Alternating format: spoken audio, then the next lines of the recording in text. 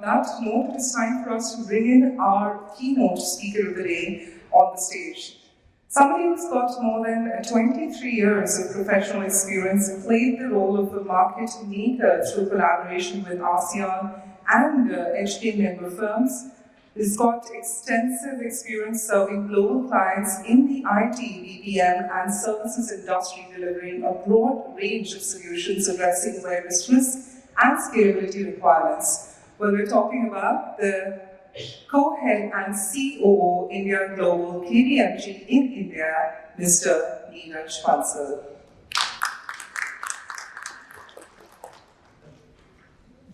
With that, requesting him to join us on dais, let's give him a warm round of applause as he joins us.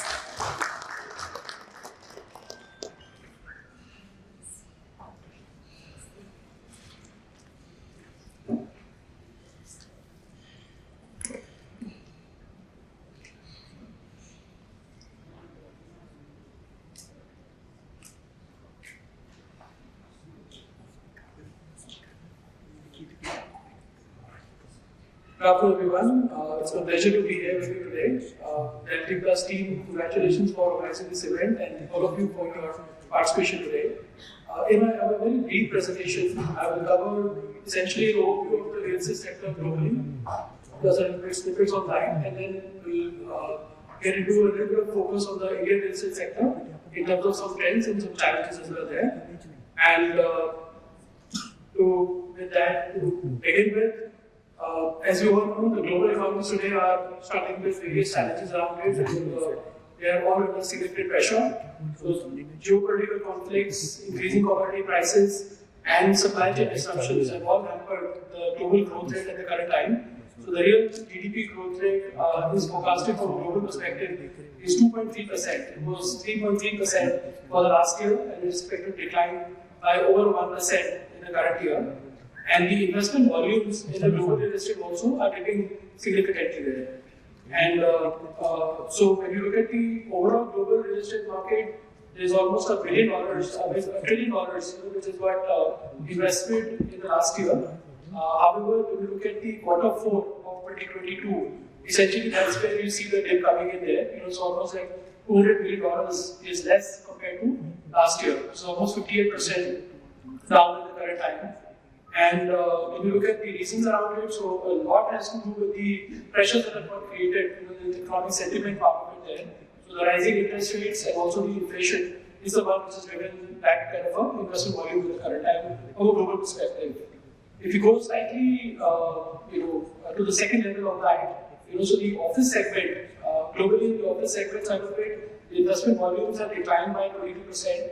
And when you look at the industrial logistics segment, the decline is almost to 28% over there.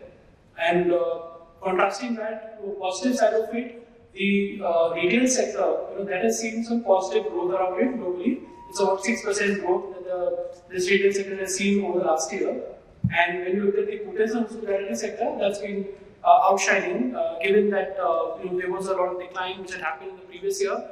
So last year, as the pandemic fear got diminished around it, and the pent-up travel demand really came up around it. So hotels and hospitality sector has seen a strong growth rate of 18%, globally from a real estate point of view there in that. Now when we'll, these are the global numbers around it, but when you look at the Indian side of it, of course, we are all here in India and we are in Pune, so we'll talk about that as well. And that's where the bright part does come in there in that. As our finance minister did say that we are an oasis in the an oasis of stability and calm in terms of what's happening around the world. So when you look at the Indian side of it, there we'll discuss, let's say, 5 points around it.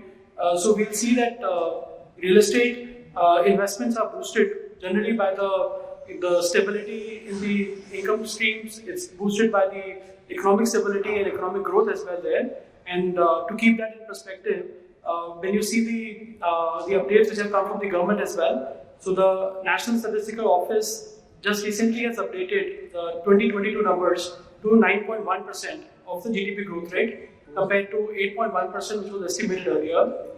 In the current financial year, the Indian economy is expected to grow at 7% and this is expected to a continuing growth rate as well to a 6.8 to 7% in the coming year as well there. Now when you contrast this with the global economies, and it does come up as a very, very positive and a very strong growth number as well.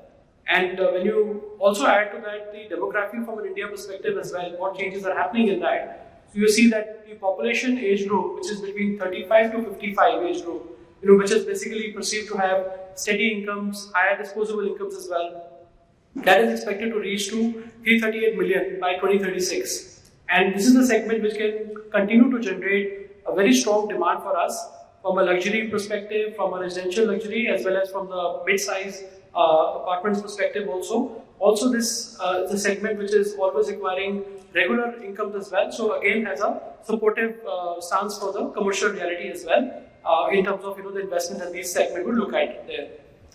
If we add one more dimension to it in terms of the middle income households as well, that has also seen a strong increase in India. You can see the chart on the right side of it there. It's expected to go up to 140 million by 2030. Now, this is also an area wherein, with the rising aspirations and also increasing disposable income, this is a segment which will also give us, coupled with the fact that the per capita income as well is also increasing. It's almost double now to 2 lakhs in the current year. So there is an expectation that this would also give a strong support to the affordable as well as mid-size segment from a real estate perspective there in that. And when you look at the another segment which is gaining attraction and also a lot of interest in the last 7-10 years around it is the aspect around the retirement housing point of view there. There again the fact that the elderly population is expanding and it's expected from 118 million in 2016 to go up to 138 million in 2036 again. So that again, along with the higher income, this is also a segment which is looking for second home, which is also looking for retirement homes as well. And we can see that in some of the numbers increase as well, and also the 9 project launches that are happening as well. Now, given this backdrop, we'll just go a little bit more into the Indian real estate sector, how it's performed in the last year. Overall, in terms of the growth part of it, expected to be at 9% overall growth rate in 2023. The sector is expected to contribute almost 13% to the India's GDP by 2025, which is a strong, substantial number. And these targets were estimated in 2018, when we did a report by KPMG on the real estate side of it. We continue to believe that the sector would touch $1 trillion by 2030. And this is also getting strongly supported by various multiplier initiatives that the government has taken. In last couple of budgets, we've seen that the government has not come up with very strong, directly benefiting real estate sector initiatives on it, but the government has taken a lot more initiatives on the overall economy perspective as well, in terms of manufacturing, in terms of boosting, various infra initiatives as well. So the Gati Shakti initiative, the national logistics policy which has come up, the highway increase that is happening at the current time, and the current projection is that we will go to 40 kilometers a day, from a highway perspective in that. All of this would lead to more and more demand coming in for commercial real estate also, and also will have a cascading impact on the residential real estate as well, with improved connectivity and also more demand coming in as well there. In the middle, you see the PMI graph as well, the Purchasing Manager Index graph there is that. Again, that also shows that there is a strong increase that is happening from a manufacturing strength perspective also in the country. And the PLI push that the government is giving, we've seen that early success in terms of electronics and the mobile side of it there. We'll see some of that coming in for the traditional industries as well, as those investments actually get realized in terms of the ongoing movement by the factory production getting started over there as well. And if you see, another perspective on the commercial real estate side, as I was saying that it is expected to grow by 13% CAGR there in that. This is something which will get more and more boosted by the acceleration that's happening in the 5G penetration, with the data centers demand going up in that. Also in terms of the current G20 presidency that the India is hosting at the current time, there is a lot more delegations, a lot more movement that's happening across all our cities, which will give a boost to tourism, to also to hotels and hospitality industry, and which also will have a recurring benefits that will come to India in that sense of it, and also support the commercial real estate from a hospitality point of view there. GCC or the global capability centers or global in-house centers or the traditional, what we used to call earlier the IT BPO, the captives are the ones which are driving the growth at the current time. India continues to have like a very, very strong attraction for global companies to house their global capital centers in India. There are almost 2,000 plus GCCs at the current time, and there's an expectation to have 300 to 500 more in the next 2-3 years around it there. This is also got very solidified by sectoral perspective in that. So you've got FS, you've got engineering, research and development, and you've got multiple other types of GCCs as well. And given the economic slowdown which is happening overseas and the pressures that are rising as well, and we keep hearing the tech layoffs that are happening as well, all of that would mean that global companies would be under more pressure to outsource jobs to India and see that there is a cost arbitrage which is taken into account, and also there is a availability of the large pool of talent as well there. So this is an area where we'll see continue to have strong traction from the commercial real estate perspective. And as the GCCs grow, the requirements for corresponding requirement for housing, corresponding requirement for the vendors and other people to support that area would also come up there. So it's a strong multiplier effect that we will continue to see in this space there. Warehousing market, again, a strong element of the commercial real estate sector, again growing by 15 to 16%, and again getting boosted by multiple policies of the government as well as the economic activity that's happening in India at the current time. We'll see that the last 3-4 years, the contribution of the manufacturing to the GDP of China has gone down, and at the same time, the increase of contribution of GDP to Vietnam's economy, to let's say a couple of other economies has been stronger. India also, we're seeing a very positive trend or a push by the government to increase it from 15% to 20% there, 20-22% around it. These are the areas wherein we'll see that as these demands grow up, the demand for office space, demand for warehousing space, and the demand for various, the residential side of real estate also would continue to happen in that side of it there. And last, but not least, in terms of real estate retail sector as well, we've seen that this is one sector which is kind of sub-segment which has bucked the trend around it. With the pandemic, there was a lot of expectation that malls would not be the one which would be in favor. With the e-commerce penetration going up, the expectation was that the mall activity would slow down. But our developers and our mall managers have done a fantastic job of reconfiguring the malls, giving a very strong F&B experience, a very experiential way of reaching out to the consumers around it, and the way the consumers have also reacted to that. We continue to see a lot of strong footfalls in the malls, and also mall development activity continue to happen as well there. So with that, if you look at all the segments from a commercial real estate point of view, whether it's a data center, whether it's warehousing, whether it's an office space, whether it is the retail aspect of it there, we expect that it will continue to have a strong momentum on that. Its the requirement is, of course, to see that the cycle is kept in the right mode, and the gestation part of it is kept in a clear perspective there. Moving to residential real estate part of it, last year was a fantastic year for the real estate in India. Across the top 7 cities, there are almost like 3.5 lakh units which got sold out. We definitely saw increased commercial activity with the rising disposable incomes. Also, in terms of the millennials part of it, also there's been a growing popularity to invest in affordable, single bedroom houses, 2-bedroom houses as well.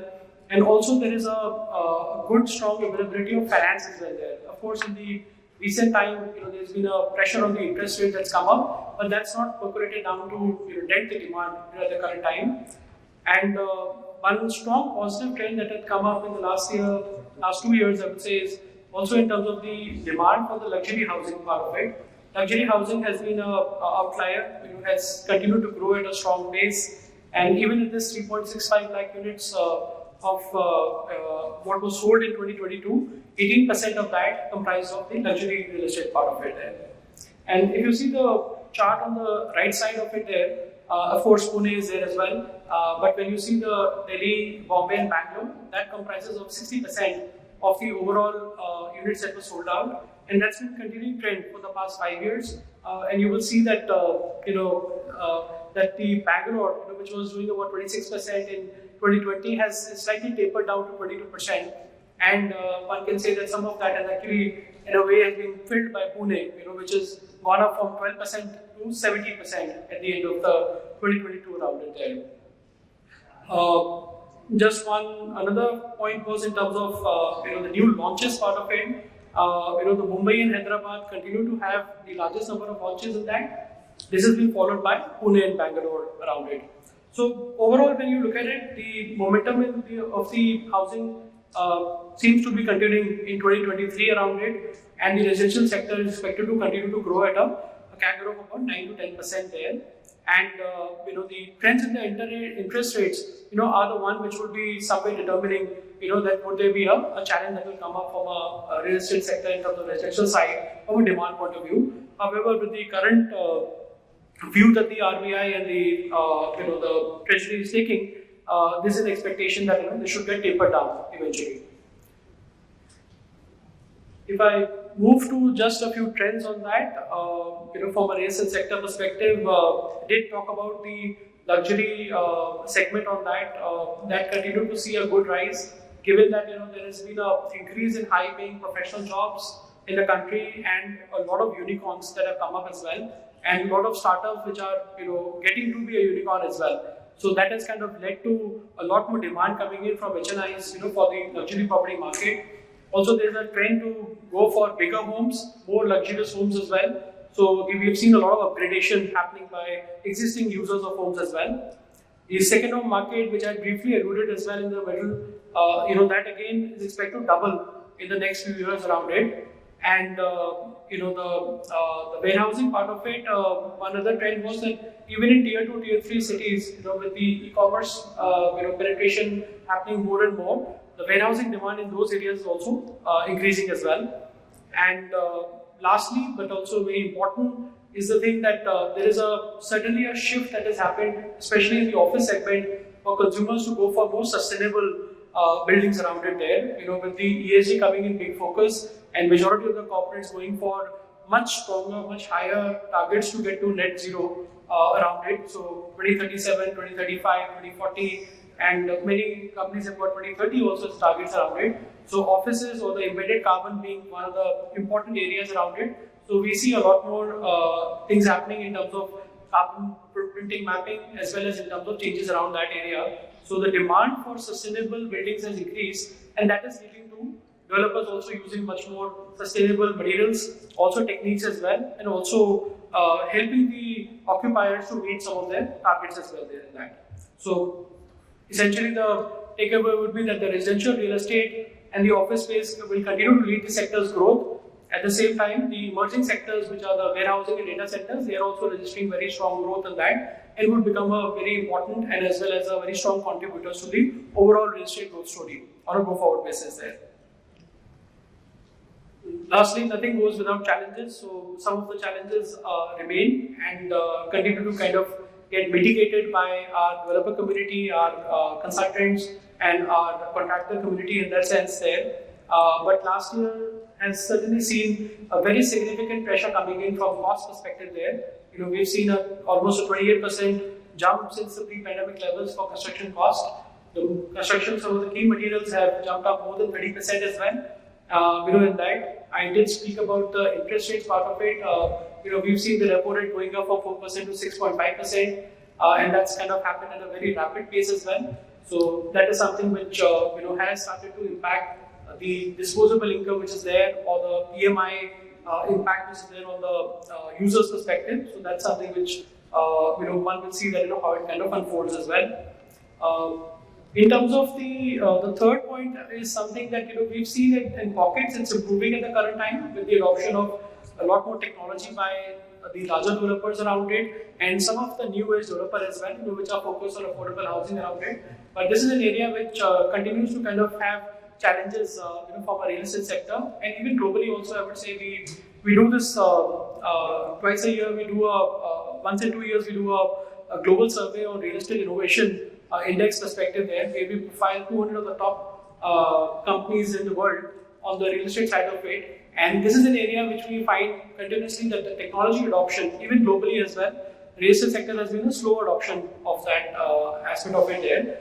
But the fact that many of the prop techs have now stabilized, many of the models are also getting better, and also there is more openness, given the regulations have become more stronger as well. So there's an expectation that the technology adoption, as it permits more in terms of some of the core areas part of it, in terms of construction technology, in terms of being able to give customizable solutions, from a home's perspective or customizable spaces to the users around it, we would see that the adoption of technology would become more and more as well there.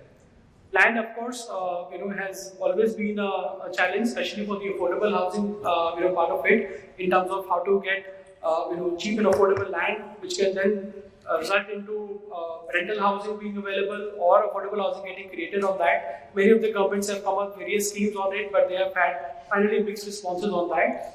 And the experience of the Rajasthan government, experience of the Hyderabad government has been very strong in this area. And but still, we find that that the adoption of those policies has not been uniform, as well as the challenges remain in terms of how to make the affordable housing made available to the actual end user at the end of the day. With this, I'll round up my presentation on the in the current session around it, and we'll open the conclave for the discussion of the day. And I look forward to today's discussion focused on Pune specifically. And I understand that there are a few panel sessions that we have as well on demand drivers, on investment avenues, on in terms of marketing channels and construction technology. So look forward to those sessions there. Thank you very much.